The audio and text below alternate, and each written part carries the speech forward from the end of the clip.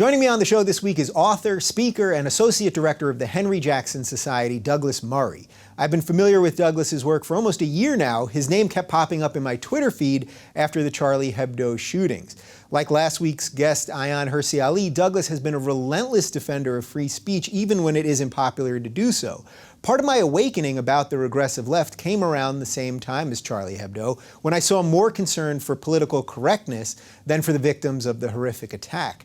I was really impressed with Douglas's clean and clear explanation of why free speech must be protected at all costs, and that's one of the issues we're going to talk about today. This is where I should tell you that Douglas Murray is a neocon. The word neocon sounds kind of evil to me, sort of like a Decepticon. And like Decepticons, neocons are big on world domination. Or are they? Well, that's what we're going to find out when we talk to Douglas today. You know, we get so lost in throwing around labels all the time that we hardly know what they mean anymore. As I understand it, a neocon is someone who wants to spread democracy through military intervention. And we all know how well that usually works out, right? Well, this is just generally thought of in the American lens, but is it the same for the British? I want to find that out. Am I way off altogether? I want to find that out too. And that's what we're going to talk about. Some of you might be thinking, Dave, you've been labeling the regressive left for weeks now. How is that different than labeling someone a neocon?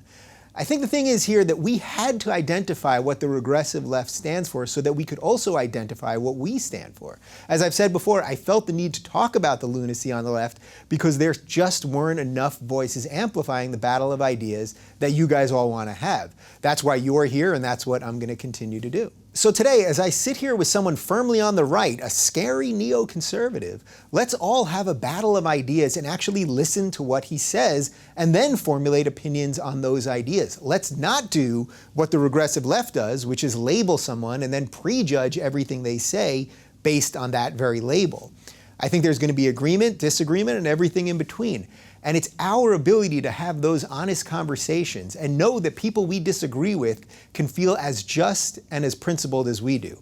That's the spirit that I'll continue to do this show in. While I do want to continue having these types of conversations, I also want to assure you guys that we're going to be widening the net around here as well. I want to talk politics, science, culture, and more. Of course, free speech and the battle of ideas will always be a mainstay, but I don't want to become a one-trick pony either.